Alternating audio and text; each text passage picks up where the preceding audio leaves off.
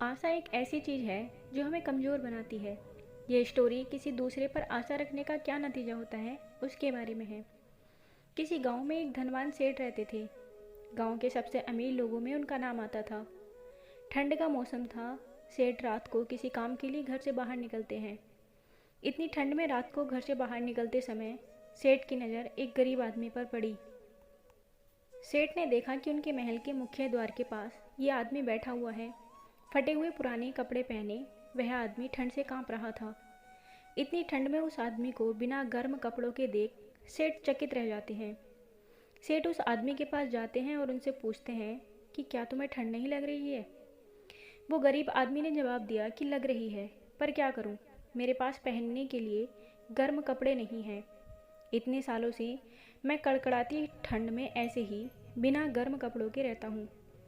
उस आदमी ने सेठ से यह भी कहा कि भगवान मुझे इतनी शक्ति दे देते हैं कि मैं ऐसी ठंड सह पाऊँ और जी पाऊँ।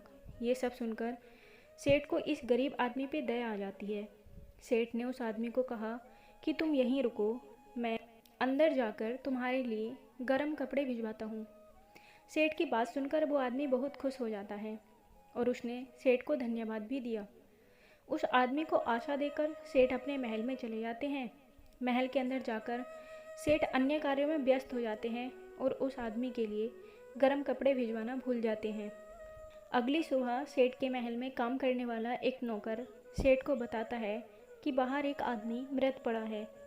उस आदमी के मृत शरीर के पास जमीन पर एक संदेश लिखा हुआ था जो उस गरीब आदमी ने अपनी मृत्यु के पूर्व लिखा था। वो संदेश यह था कि इतनी सालों से मैं पतली धोती कुर्ता पहने ही इस ठंड को सहता था, किंतु कल रात मैंने तुम्हारे पे आशा रखी गर्म वस्त्र देने की, और इसी आशा ने मेरी जान ले ली। दूसरों से आशा रखने से हम अक्सर उन पर निर्भर बन जाते हैं और ये बात हमारी दुर्बलता का कारण बनती है। हमें दूसरों पर निर्भर रहने के स्थान पर स्वयं को सबल बनाने का प्रयास करना चाहिए।